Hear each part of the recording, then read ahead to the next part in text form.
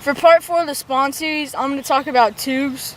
Tubes can imitate both a shad and a crawfish, and colors I like to throw are watermelon red, green pumpkin, and pearl whites, bones, and chartreuse. I like to Texas rig tubes, and sometimes I'll rig them on a shaky head or a Get Bit Baits creepy head, and I just throw them, sight fish them around the beds. They're great baits.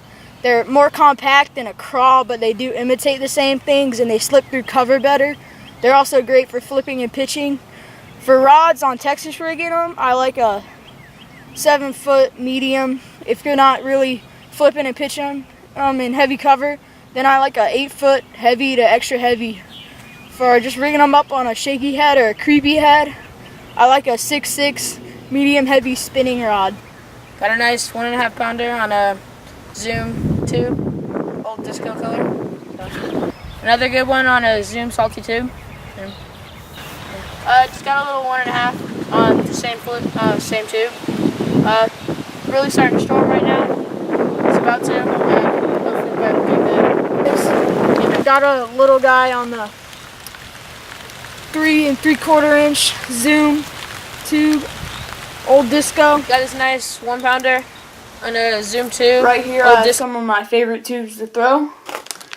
These first ones are the Gary Yamamoto tube lures, just in a standard shad imitating color, pearl. 3.5 inches long.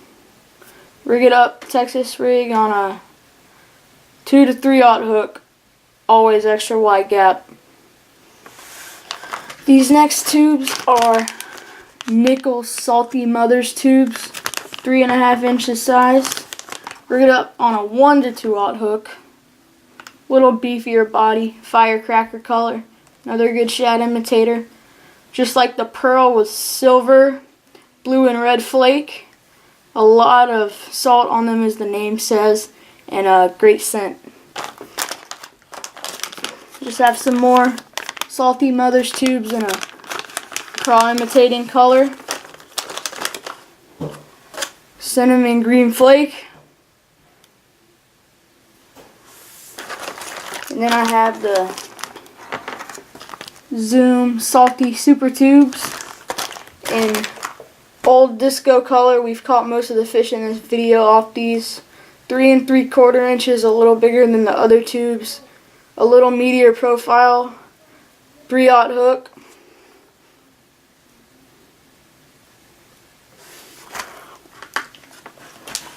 I like the Texas rig tubes most of the time during the spawn. It gives them just your standard nose down appearance and goes straight to the bottom. A tube jig head is supposed to make it spiral down, which isn't always accurate when you're sight fishing. So a Texas rig drags it straight down. So that's what I like to use. And if you're fishing light cover and want to improve your hooking ratio, I found these were great Get Bit Baits creepy head. I have these in a 1/4 ounce size. Just a 1/4 ounce head, and it has dimples in it. It's unique to Get Bit, and it has 2 barbs right there, and then a wire weed guard, 1 strand, just for if you're fishing light cover, light little weed guard. It fits best with the Nichols tubes. Just the hook on them's a good size for them. And I also like shaky heading them if you're not fishing around heavy cover at all, just exposed hooking them, snapping them off the bottom, letting them pause a long time, and snapping them just like craws. So the way I fish them, I just cast them out, I let them sit for a while, and then it's just snapping them.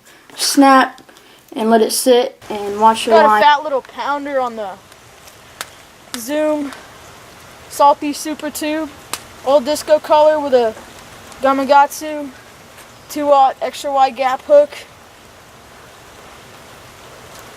Just snapping a tube. I got a nice 1.5, I don't know, but on another Zoom old disco color. Got this nice 1.5 pounder on the Zoom salty super tube, old disco color, 3 3/4 inches. Nice fat fish. Doubled up on Zoom tubes, both in old disco.